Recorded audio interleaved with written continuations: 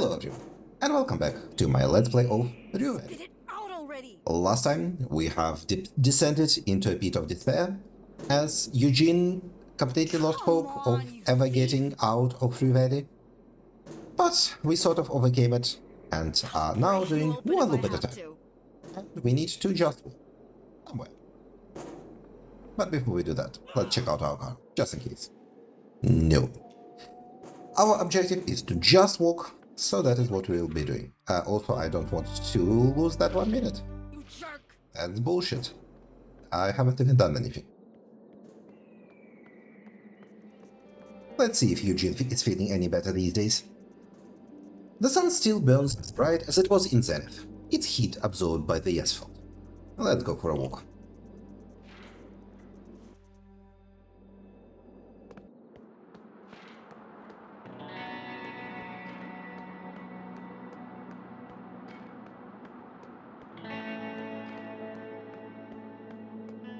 Time is ticking. Alright, you know how this walking things work. You know how this walking thing works. Or, at the very least, you knew. 1 foot in front of the other. Muscles tight. Then again, and again.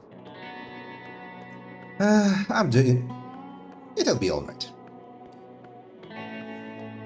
You never know. Maybe something profound and life-changing will happen on this walk through the desert.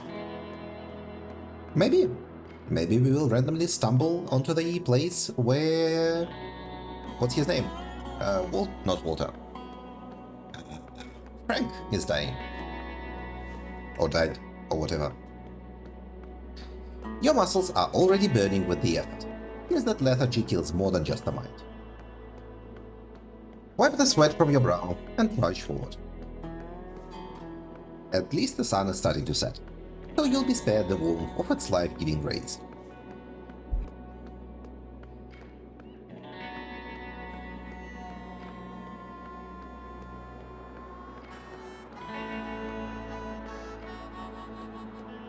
The music is pretty nice.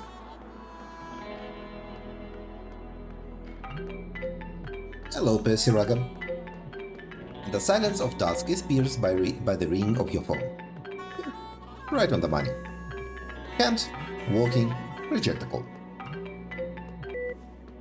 There is no way you can motivate us now.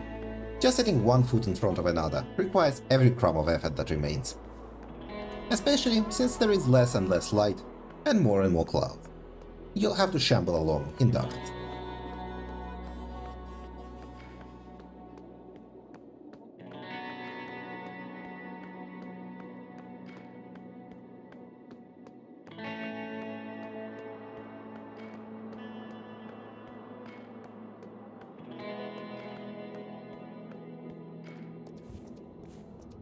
Rain is about to start.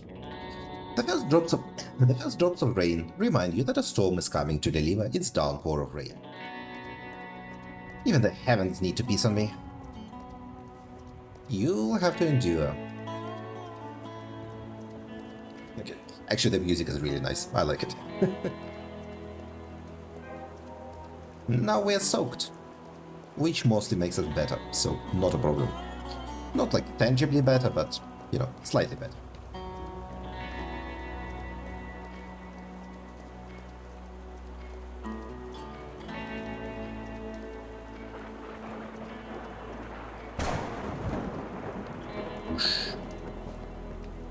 Lightning splits the night sky apart, and a heartbeat later, the thunder rolls. Just keep on walking. 9 more minutes to endure this drudgery.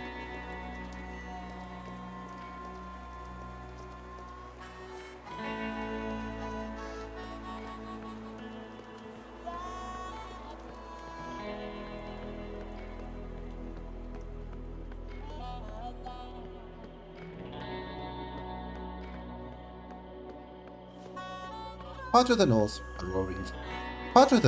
roaring foreshadows the explosion of colors that will tint the sky. The end is nigh. 1 minute to the end. Intention complete. Just walk. This was a loop well spent. The walking was hard work, admittedly, but it wasn't utter shit. I did it. That's what matters. Trying is half the battle. and the result was far from your worst loop. I strongly suspect that the game will provide no explanation for the time loop, because the time loop is clearly just serving as a metaphor for depressive state of mind. Which, am I fine with that? On one hand, it's nice when the time travel stories explain things. On the other hand, I feel like, especially with time loop stories, they mostly just end with no explanation. Like Life is Strange, like Groundhog Day. It's just sort of a thing. Why do you keep calling us Mr. Hollow? New loop, new opportunity. Are you ready to leave? Summon the will to leave this loop. Hell yeah. One loop at a time. Every time you find yourself back in Dr. Fink's, yep, we already had this. And we have our 1 point of willpower to get through this. Yeah, sorry, but I have to go now. Get up and leave the office. Mr. Harrow, please. Spit it out already. And let's resolve our... Oh, just walk auto-completed. Okay. Let's go for a pleasure drive south, where there is no roadblock to stop your trip. Just you and the road beneath your wheels, stretching off forever. Start early, so the journey has time to breathe, and time to last. Come on, you thief. Let's go for a drive. I do wonder why the game gives us a choice to do other things, since this doesn't feel like the situation where we would need to do anything. I guess maybe it's to like read Lilith Undercover and play the arcade to maybe get more inspiration. The car glides down a familiar road. Every bump, every curve, known to you.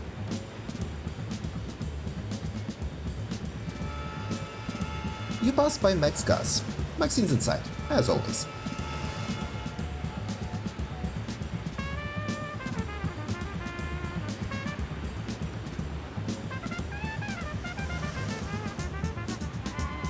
The sun is setting. It'll be done.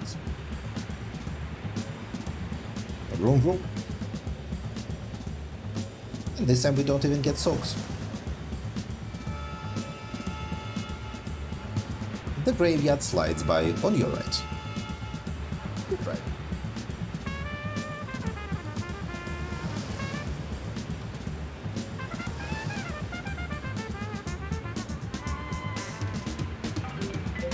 Hello, Percy. Percy, no doubt. No, I want to focus on driving. Reject one. At last, the sun dips below the horizon. Clouds gather like a flock of sheep, drifting in the pan of twilight. The rain is only the intro. Thunder is the main course. It doesn't matter. There is nowhere to rush. Just keep driving. A little more focus. That's enough.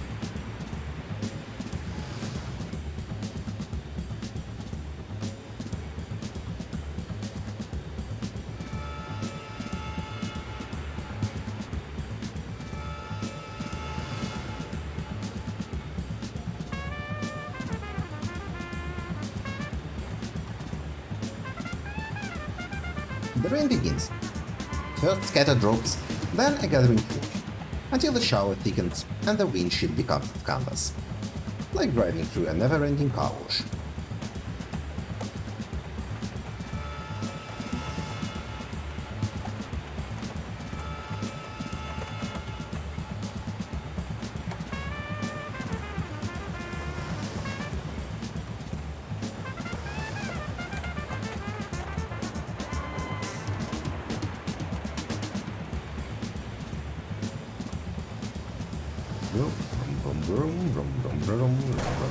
Kaboom! It jolts you, but only faintly. You can almost predict the second it arrives by now.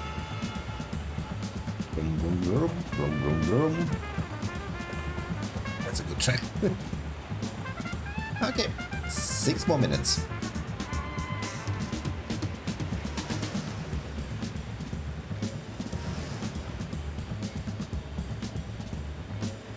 What what will we be doing next loop, Eugene? In the rearview mirror, the sky begins to turn red and yellow. Almost time.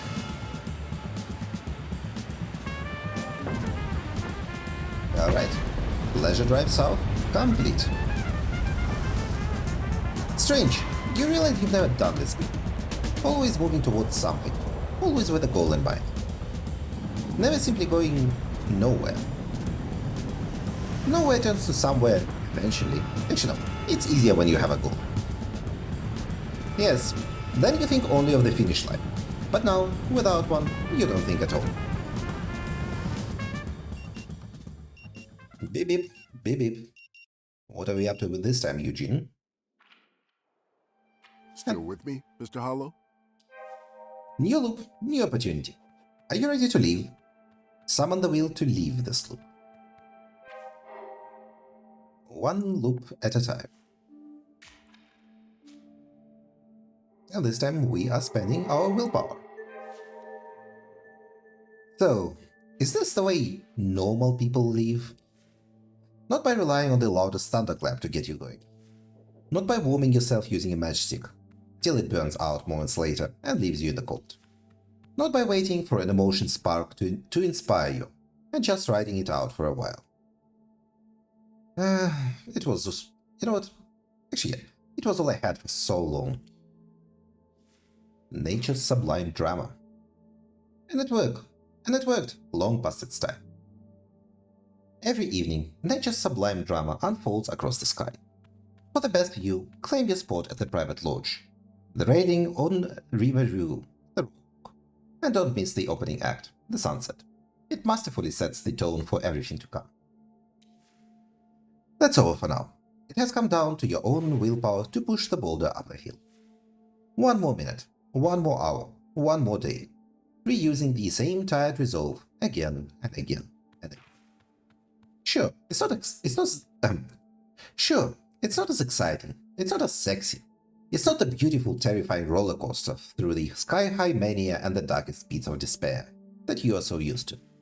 This is quiet, dull, but it's the only renewable fuel for the journey through the confines you're trapped in. Now what? Simple. Now you just keep pushing, up the hill, forever. Mr. Harrow, can you hear me? Yeah, sure. Sorry, I have to go now. Mr. Harrow, please. Well, I'll break you open if I have to. north we go.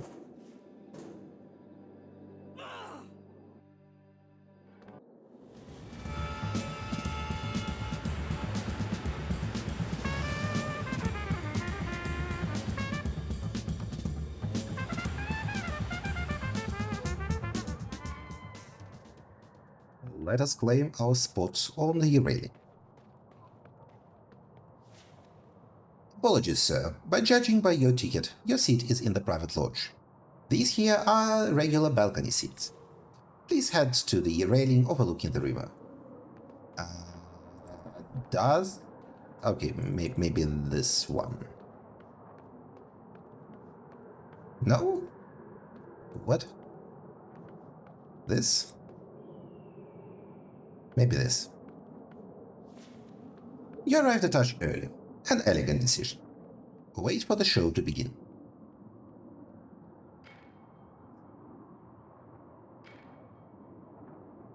The show can begin a bit faster. I wouldn't mind that.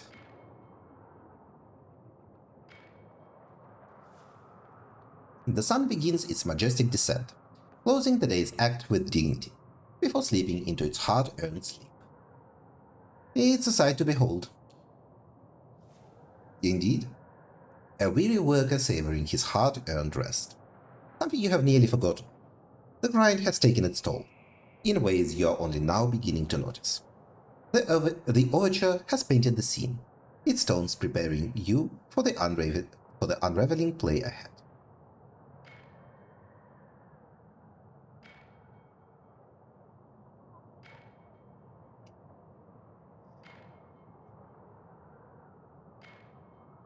Tick, tock. Tick, tock. Okay, that was too early. The sun is gone. It sleeps beneath the horizon, leaving dusk in its wake. The river below glimmers with the last of its light, while shadows swell to take its place. Goodbye, sun. See you tomorrow. Or in 32 minutes, to be precise. The hills are drenched in a purple haze, dissolving slowly into night as the minutes slip by. The play moves on. The opening act is done. Now begins the chapter of tension and uncertainty. The tone has been set, and the drama follows in stride.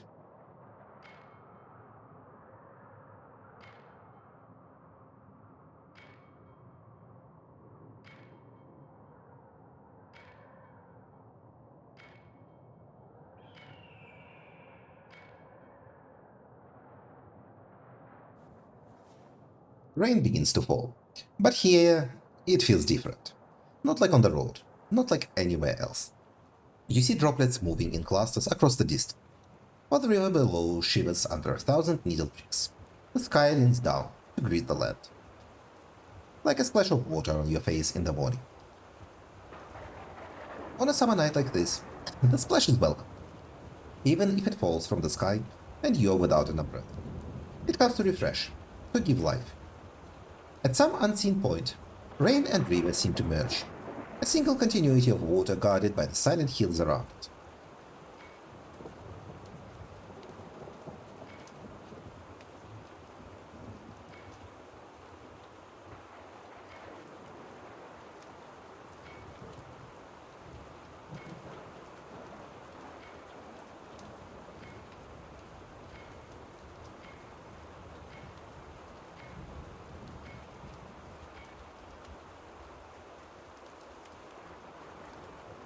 The story moves forward, the plot thickens. Nature slowly steers it toward the only course that can break the tension.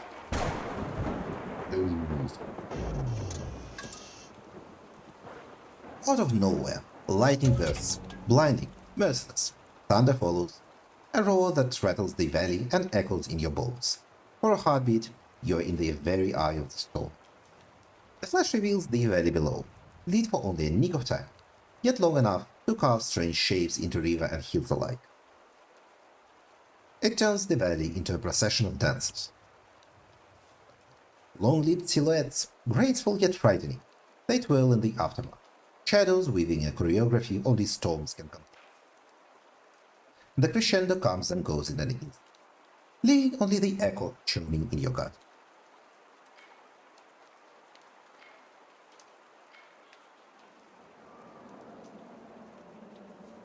The rain is gone.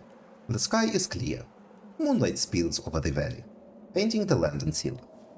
Calm reigns here, almost serene, as if all the drama has resolved, leaving only the promise of closure.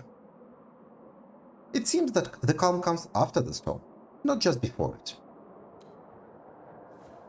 True, but it's always the storm that stays in the memory, not the calm that breaks.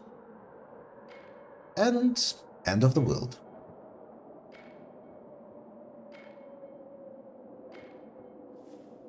As the fiery epilogue sweeps in from the north on a collision course, you reflect on the performance you've just witnessed. It was worth it. Hell yeah, nature's drama complete.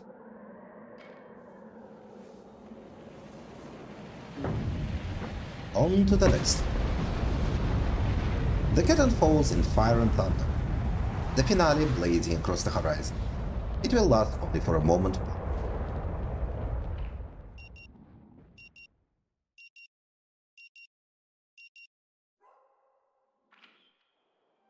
Still with me, Mr. Hollow?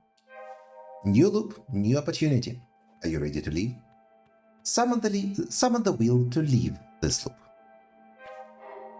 I imagine that it's also a play on words. Leave/leave, as in escape. Yep, let's use our mighty will. Mr. Harrow, can you hear me? Yeah, but I'm getting the fuck Mr. out of Harrow, here. please. Take a walk through the cemetery. Sounds like a wild idea. Spend this loop walking through the graveyard. Spit it out already. On to the graveyard. Come on, you thief.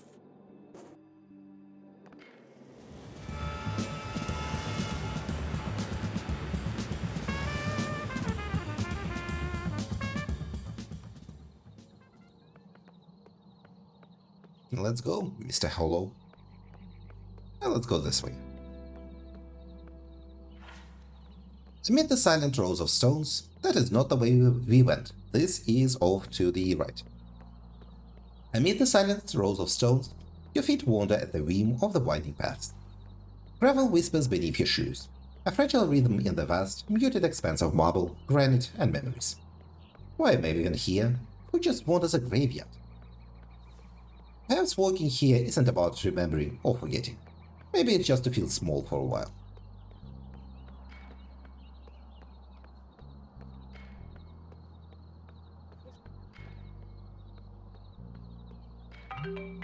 Hello, Percy.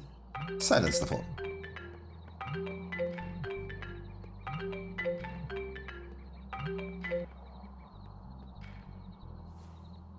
Apathy is death. That is the line from Knights of the Old Republic too. Thank you, Kreia. Was even, for even a rotting corpse serves the soil and has the worms for an entourage. Death is an end. Apathy is a void. Apathy is death. Knights of the Old Republic 2 was a pretty good game. Shame it released vastly unfinished. The rain drapes the scene in silvered stillness, makes every stone gleam, every shadow tremble, and every step feel like a careful echo. For a moment, it feels like something out of a romantic poem, soft and reflective, but a jagged flash across the sky hints that a turn toward Victorian horror isn't far off. A stone angel tilts its head as if watching, poised to say something, though you figure it's too polite to interrupt your stroll.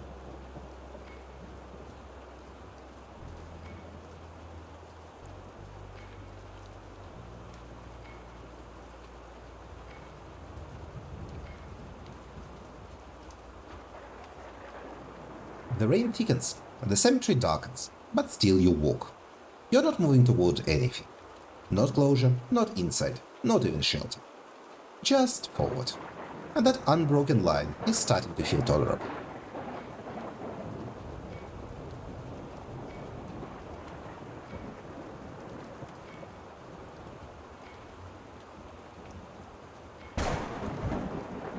Kaboom!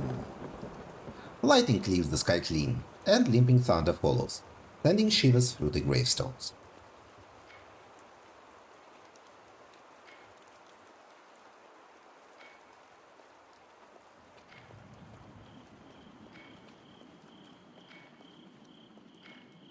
And end of the world.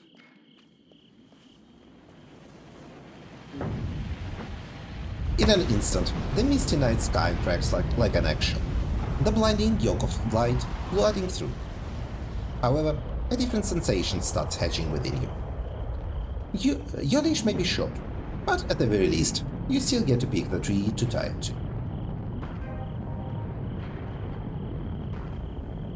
I'm not sure that line really works.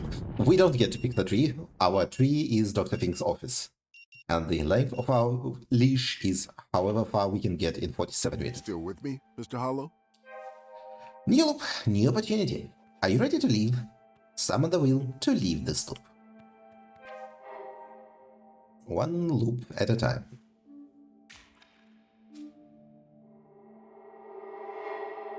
Mr. Harrow, can you hear me?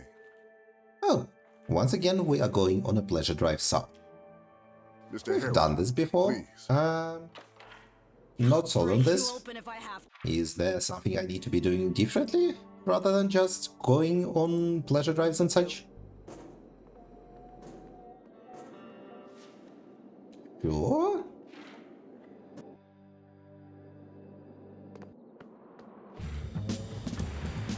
Why are we doing this again? Kind of sus.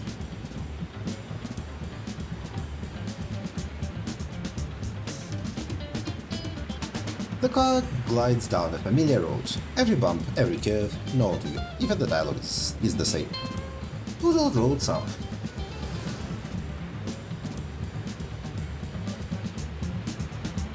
You pass by Max Gas. Maxine is inside, as always. Hold the horn. Okay, the dialogue is not quite the same. So, we are doing things differently.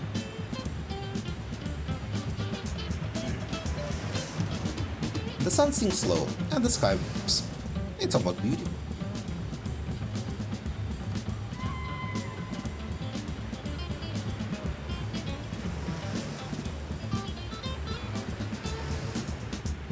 The graveyard slides by on your right. From the road it looks vast, almost endless, strangely beautiful in its own way.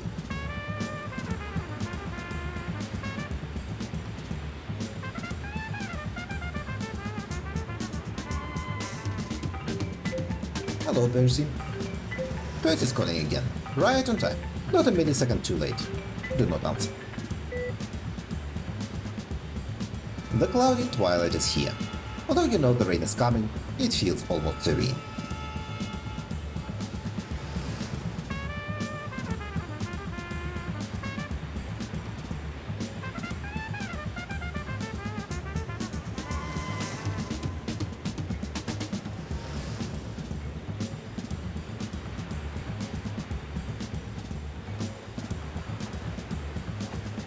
No headlights, no taillights, no other cars at all. The road belongs to you. It does feel nice to drive alone. The rain and the night work together, hiding the world outside, resting your eyes, quieting your throat.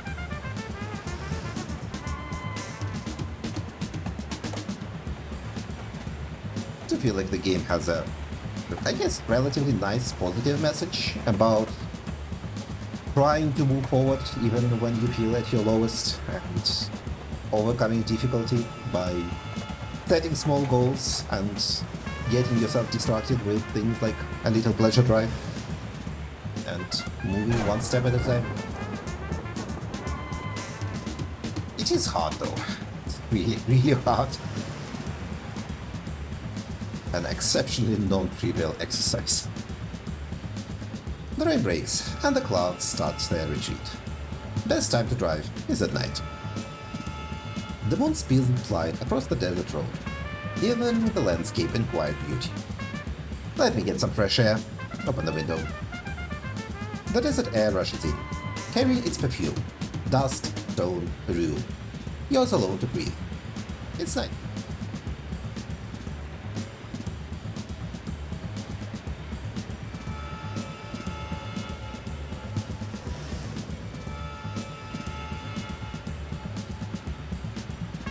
In the rear view mirror, the sky begins to turn red and yellow. Almost time.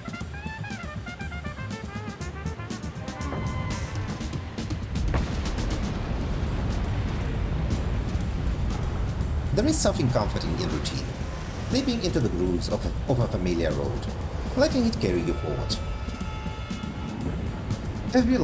Everyday life, in a time. Knowing what comes next offers its own kind of peace. A gentle ease, if nothing more. I think it would be really cool to spend time in a time loop, if you know that you can exit it. If Still with me, you live Mr. with Hollow? the uncertainty that your entire life will be in a loop, then it's not that nice. Let us summon the will to leave this loop. What are we doing this time?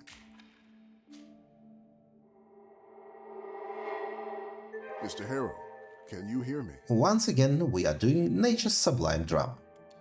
Mr. Harrow, please. I feel like we kind of got the point by now, and maybe you don't need to repeat it again and again. This part is maybe a bit dragged out.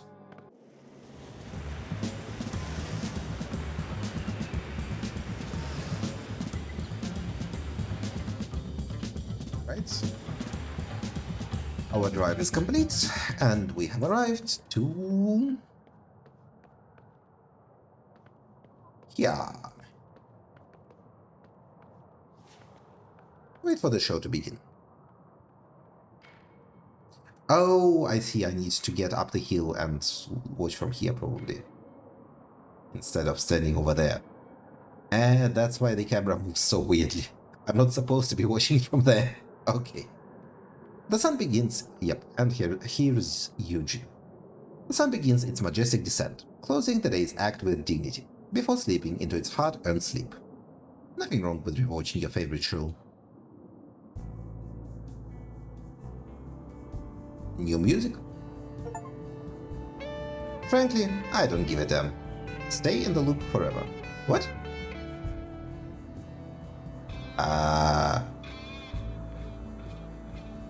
What? Is this a fake out? What the fuck? Huh? No, this can't be the ending. Oh. And then we fell through the railing. Okay. And this loop, you've chosen something else. Okay, so Eugene, you were not very thorough in your exploration of the valley, if you've never gotten down here to the place littered with the debris. Jesus Christ, man. Oh, we still have Frank's phone. Fucking hell, Eugene.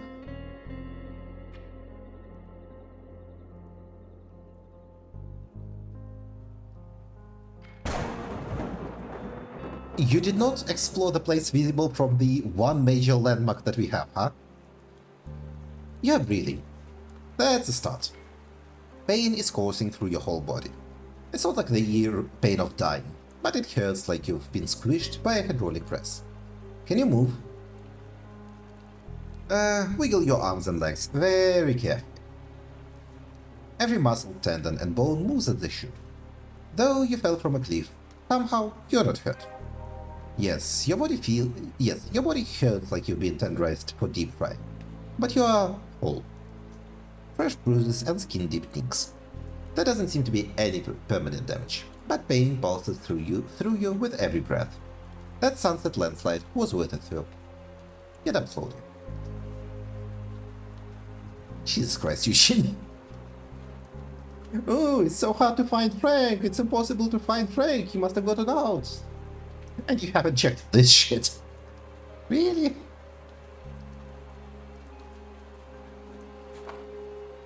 There's our phone. As the shot passes away, a realization slowly dawns on you. You were so certain that you had explored every millimeter of Rue Valley reachable to you within the loop. Well, you were wrong. Yeah, no shit. Mark of progress comes with a logo too. Okay. One way to go. A weed. It looks like a line between healthy plants and those high on sludge. Well, if it isn't, probably Frank's car. I would bet this is Frank's car. It's hard to imagine anyone, let alone a child, coming near this water to launch a paperboard. And yet, there it is. A small testament to bravery or foolishness, drifting into the unknown.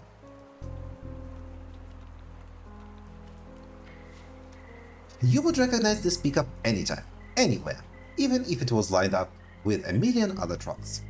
Frank's car. Still, in addition to the obvious fall damage, it's not exactly the way you remember it. The river has deposited so much silt glistening with oily rainbows, and the winds have blown in so much sand, it's as if the car has been here for a week at least. Observe the car as a whole. Wrecked, like a giant child decided to vent that tantrum on it. Check if the rear stoplight is still broken. It is, but so is literally everything else on this vehicle. Doesn't mean jack shit. So, if Frank's phone is not affected by the loop, maybe his car is the same. That would explain the accumulated dirt. Move the branch and enter.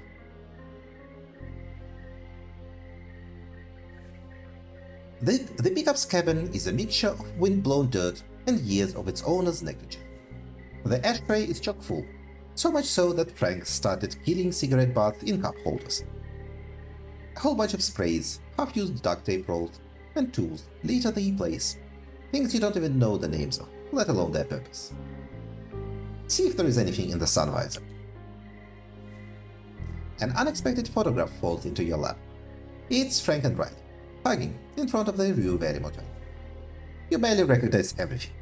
It's like you peered into an alternate reality. Look at the bobblehead on the dashboard. In the dim light, you need to squint your eyes to focus on the figurine, a person wearing one of those Coral Destiny spacesuits. There is a small plaque at the bottom. First Commander Judith Resnick. You're not fixated, Frank. Not at all. It's almost like the man became a cardboard cutout instead of a person. No depth, just life, just love. Check under the seat. There is only a crumpled soft package of Desperado Gold cigarettes. What's in the glove compartment?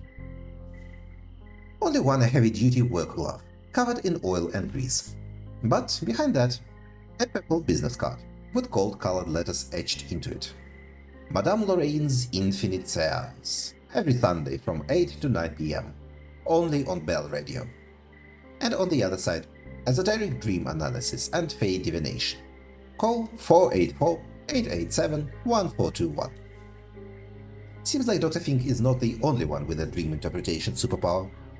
Well, some healthy competition is always welcomed. How can anyone trust fortune tellers in this day and age?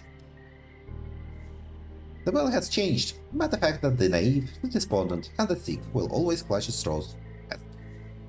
Now, whether that straw is a medium or a psychotherapist or a shaman, it's a matter of personal preference. Is it though? One of those is based on real things, and the other two are not.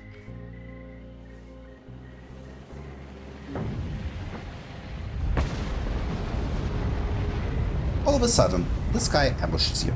Streaks of amber and red start to twirl, and you know, it's time for the reset. Your hopes of actually finding anything useful are crushed like a brainless bug under a heedless heel. Oh well. But wait, what the hell is that? Oh well, look at that. It's dead Frank. Frank's corpse. And to think you had looked everywhere for it, only to find it here, but by pure chance. And for it to be snatched away by the law. First slap, then a spit in the face. You guess we can come back again? Even earlier? Like, that's not a setback at all. Eugene, come on. Get with the program. Because how the hell do you plan on getting down here again without risking death? I mean, I don't know, get a rope? Find a route? Shouldn't be that much of a challenge, I'll be honest.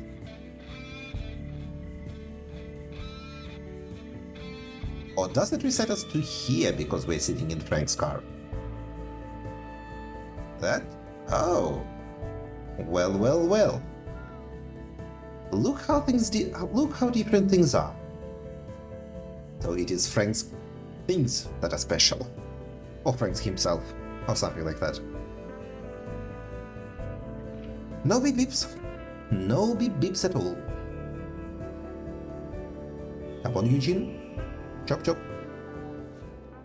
What the fuck? Oh, and also you did not reset your state. What the fuck just happened? And we got a cognitive snap. In a world without surprises, this one hits you like a wake-up call. And all it does is make us not cynical. Some sights are not meant for human eyes, and that was one of them. It was like the whole wide world is just a recording, and it was rewound back to the beginning. So, Frank's pickup resists the loop, same as his phone. Yes, but you were not prepared for the consequences of that. You can try and wrap your mind all you want around this experience, but it will only shatter your brain. Better not think too much about it. One thing is certain, you have unwittingly given yourself a fresh start. And we got the achievement, crossed the Rubicon. No turning back now. Maybe even a chance to get out of this prison. Well, I have to try. Move the branch and exit the pickup. Well, intention updated, you are in a time. You are now starting your loops from Frank's pickup instead of from Dr. Fink's office in the hotel. I do wonder if this means that, from Fink's perspective, we have suddenly disappeared. This means you can now arrive at some locations much earlier than was previously possible. It might be worth visiting them as early as you can. Perhaps there is even a completely new location to the north that you couldn't have reached in time from the motel. You just need to get into your fancy sports car and investigate. Well, we can do that. I mean, it wasn't failed. We have succeeded and we watched the drama. Well. What a change. And you know what? This seems like a pretty good place to end the episode. So thank you for watching, everyone. Tomorrow we will continue onto the final stretch item. Have a nice day. Goodbye.